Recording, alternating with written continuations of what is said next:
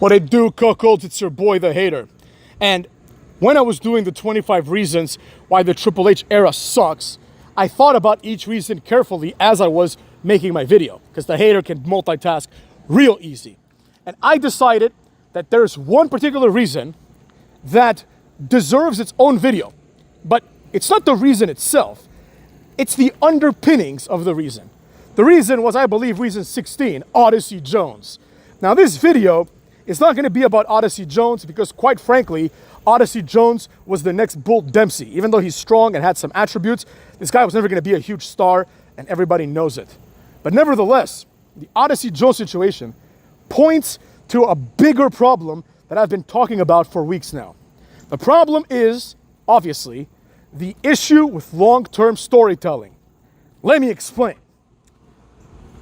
The storyline started with Karrion Cuck, one of the biggest jobbers of all time at this point, basically trying to drive a wedge between Cucky Kingston and Xavier Cuck. And this was not working, right? Kofi and Xavier were still on the same page, and pretty much every chance they got, they would humiliate the Final Testament, or as I like to call them, the Final Jobbers, and Karrion Cuck, who is one of the worst stable leaders of all time, right up there with Mustafa Ali. I'm not sure which one's worse, to be honest. But anyways, I digress. The wedge that Karrion Kross was trying to drive between Cucky Kingston and Xavier Cuck eventually started to materialize, right? And it started to materialize because of this storyline addition of Odyssey Jones as a friend of Kofi Kingston. Now this is important.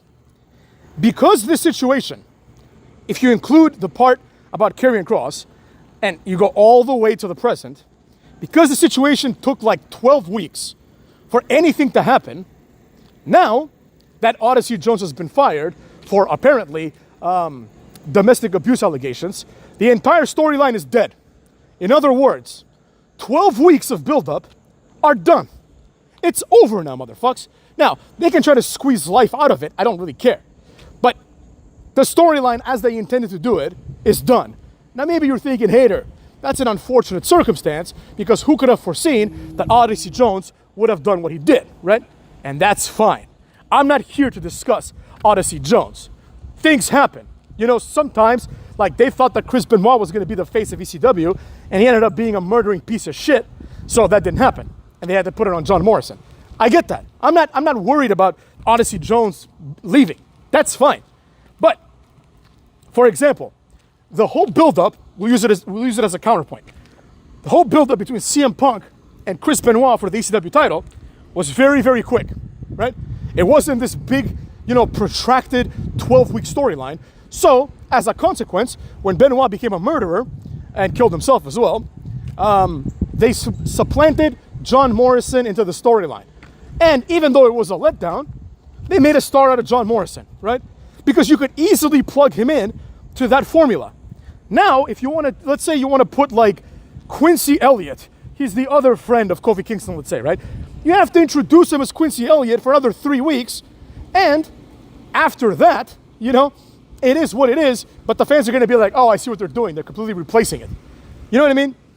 This is because if you have a 12-week storyline that doesn't conclude and keeps going on and on and on, one hiccup, it doesn't have to be Odyssey Jones is fired. It could be anything. It could be Odyssey Jones gets injured, right? Anything could happen in a 12-week period. But because of, if one of these things happens, which it did, the storyline is completely done. This is the problem with long-term storytelling. You can do long-term storytelling, but if you decide to do it, number one, it should never be this long-term. And if it is, it needs to be bookended by various factors, right? So for example, a good long-term storyline from the Attitude Era is who ran over Stone Cold Steve Austin.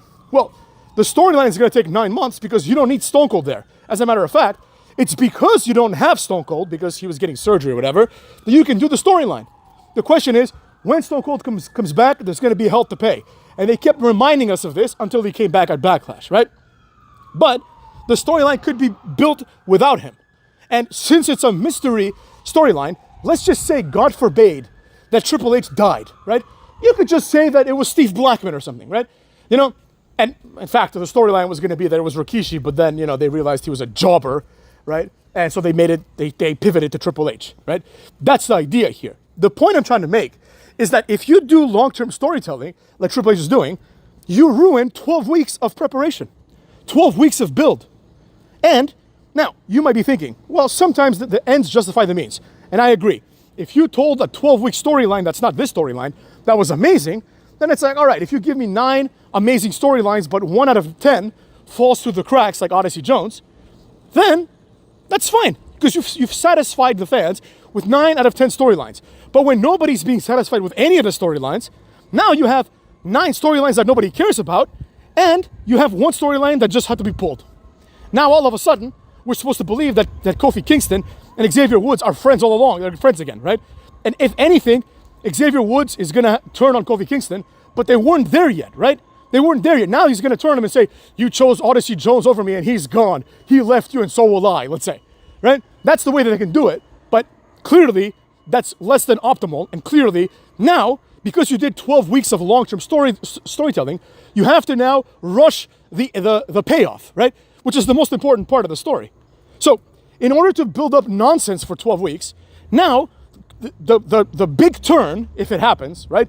Xavier Woods' turn, which is, supposed to be this historic turn, because they're attacking for like 10 years, that is all of a sudden, the wind is completely deflated, And the focus shouldn't be on Odyssey Jones, which is why I'm not talking about him too much, because the real storyline here is they're ending one of the greatest quote-unquote factions in WWE history, because that's how they present them.